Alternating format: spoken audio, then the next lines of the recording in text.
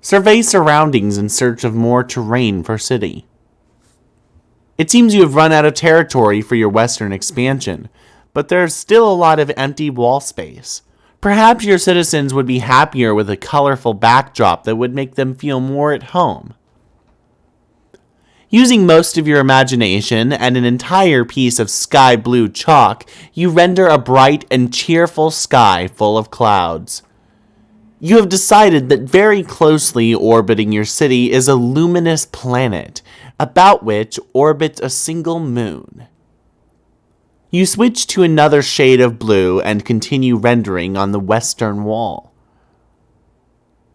Orbiting much further from your city are 4 planets. None of these have satellites, you have decided. Yes, that makes sense, you think. And on the southern wall, beyond an impenetrable veil of darkness, occupying the furthest orbit yet, there is an ominous planet. A moon circles this one, too. Check that rampaging boy on the screen. Oh yeah, it's that guy. You had almost forgotten about him and his confusing shenanigans. It seems like he has things well in hand at the moment. He does not appear to need your help, and you have already concluded that he cannot help you, at least for the time being. Turn on the 3 other screens. You have no idea how to turn these on. There is no mouse for this weird, quadra-monitored computer. It can only be operated through text commands from its keyboard. Perhaps there is a special key or command which will allow you to switch to another monitor. Press Tab.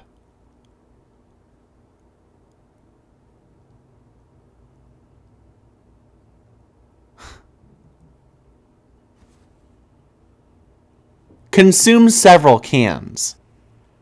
You free the heavenly brown elixir from the jewels of pink carapace and imbibe like the wind. It is so sweet and sugary. You wonder how much sugar can fit in 1 can. Whatever mighty wizard concocted this potion is truly deserving of your fear and respect. Welcome the rest into the city. The tabs are naturalized as loyal new citizens of Can Town. All cans are welcome and equal in your city, regardless of can content and whether empty or full. It's not like emptying a can kills it or anything. They're just cans after all. Hit Escape. Feeling refreshed and heavily caffeinated, you go back to work on the big computer. You hit Escape, which seems to minimize the action window thingy and reveals a history of all the commands you've entered.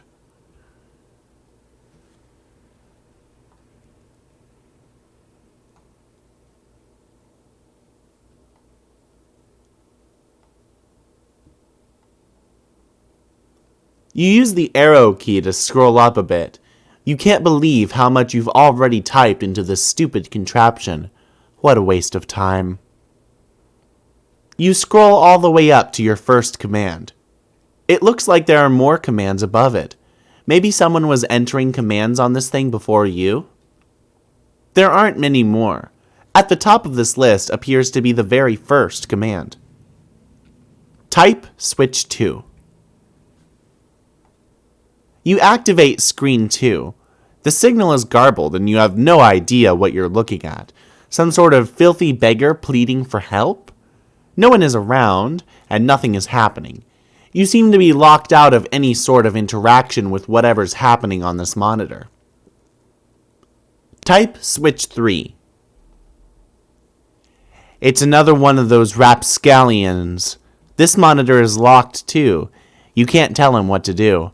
Not that you really want to, since it looks like more confusing nonsense to you. You consider switching to screen 4, but decide against it. You have a feeling that whatever's there would just confuse you even more, and you don't really even care all that much anyway. Type Home. All 4 screens activate. Together they display a countdown, starting at 4 hours and 13 minutes.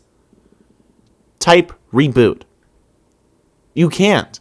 Nothing is working anymore. The timer seems to have disabled the keyboard. Be the mayor. Enough of this nonsense. You are an important mayor, and this absurd contraption has wasted enough of your time. You've got a city to govern with a carapaced fist, which is to say firm, yet polished, and supple as the situation demands. Anyway, this will help you kill some time while you wait for that clock to count down. Create employment opportunities for the citizen cans. You temporarily dismantle City Hall to free up all the can power available to create a vigilant town militia. You divide them into two groups, marking them with distinct teams and ranks using the piece of white chalk and the motor oil. You then organize them in phalanx across the countryside, preparing for a stiff training regimen. When you are through with them, your forces will be a well-oiled machine. Chalk another one up to bold leadership. Lead your men to victory.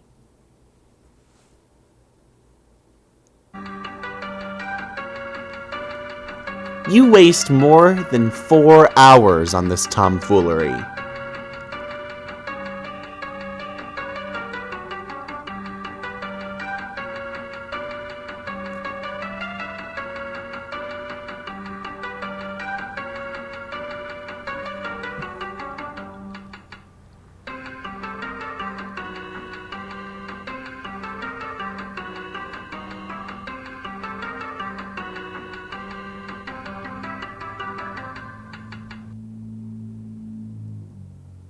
Mourn the loss of Citizen Tab.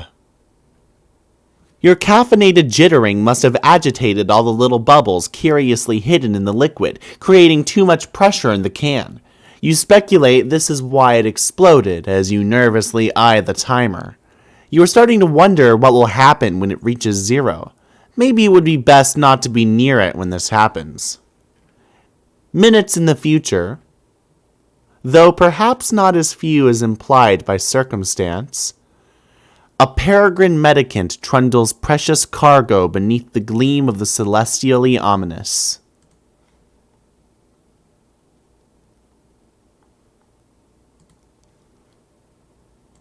Go outside and get some sun. You say a bittersweet goodbye to your beloved city. It is time to move on to greener pastures, by which of course you mean an arid, sandy wasteland upon which nothing green has grown in years. The door shuts behind you. A panel on the door becomes illuminated. As you ponder over the marks on the panel, you hear another mechanical sound overhead. The LCD panel appears to have a touchscreen interface. Curiously prod the funny-looking spirograph. It appears the funny-looking spirograph room is locked. The floor rotates a full 360 degrees beneath you, while the surrounding wall seems to stay put. Select the triangly fractal. The triangly fractal room does not appear to be locked. The floor turns 120 degrees and the door opens. You go through the door to find another room. It's the same size as the other one you just wasted all that time in, while a clock was ticking down to something which may or may not be your doom. Maybe there's something in here that will help you escape. Against the wall, there is another perplexing contraption. Against the opposite wall is some sort of control panel which catches your eye. It has 2 screens, but only one appears to be active. There are fields for numbers which appear to be modifiable with the dials on the right. Some numbers are already supplied by default, perhaps entered by the previous user. There are a few buttons below, the largest one bearing the symbol marking this room. Also, it looks like there is a meter stick propped up there for some reason. Attach your trusty knife to the meter stick. You immediately craft a measuring spear through possibly the most advanced form of alchemy employed thus far. This is obviously the most important thing to do first. Obviously. Or it would have been the most important thing to do if you had remembered to bring your trusty knife. You feel so insecure without your trusty knife, it makes you want to slit your wrists, or at the very least, flog your carapace with some sort of measuring apparatus. Look at the other wall. You examine the perplexing contraption across the room. You of course have no idea what it could possibly do. You adopt the only obvious course of action, which is to poke and prod it with your handy ruler. You are quite sure this is what science is all about. Press the triangle pattern.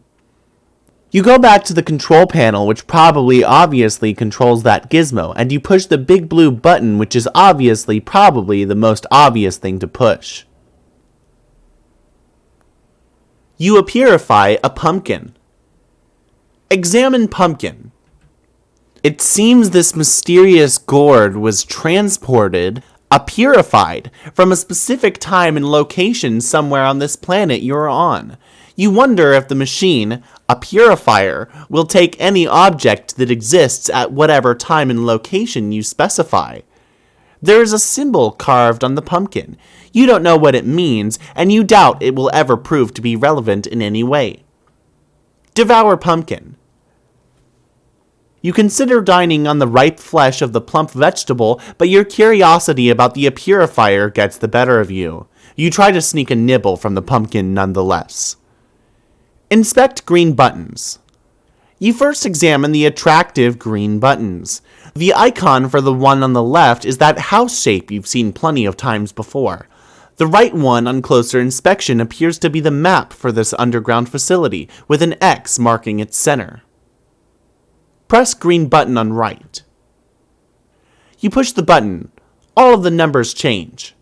Perhaps these are the coordinates for the location of the center of this facility, along with the local date and time? If this is the case, it would make a useful reference point for your current bearings. Fiddle with the dials. One way to find out would be to attempt to purify something from this facility. It should be easy to zero in on a location relative to the center because you have an uncanny knack for tracking precise distances you have already traversed in whatever units you choose.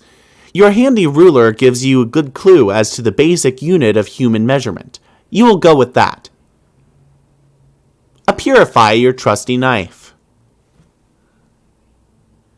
You nudge the coordinates very slightly and bump up the elevation by 0.5 human measurement units. You make sure to keep the time approximately what it was to begin with. You purify your trusty knife. Purify Can Town. You nudge the numbers a bit more and purify a bunch of cans. This is so much more efficient than walking back to the other room to get them.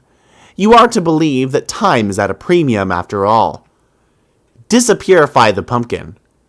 Does this machine look like a disappearifier to you? Honestly, the idea that an appearifier could both purify and deappearify things is so laughably ridiculous, you would wish someone would deappearify your brain and reappearify it with a brain that is more smart and less dumb. Use trusty knife to carve spook schema and pumpkin. What the hell are you talking about? That idea makes no sense at all and is basically meaningless. Try using that mushy stuff in your gourd next time. Instead, you just carve off the top, exposing a decadent cache of gorgeous seed-laden ambrosia. Needless to say, you consume all of it rather quickly, but it turns out to be too gross for us to watch. Move spirograph switch. You cannot move it. It has a spirograph-shaped indentation, and possibly will require a kind of key to turn it. Purify firefly out of the amber.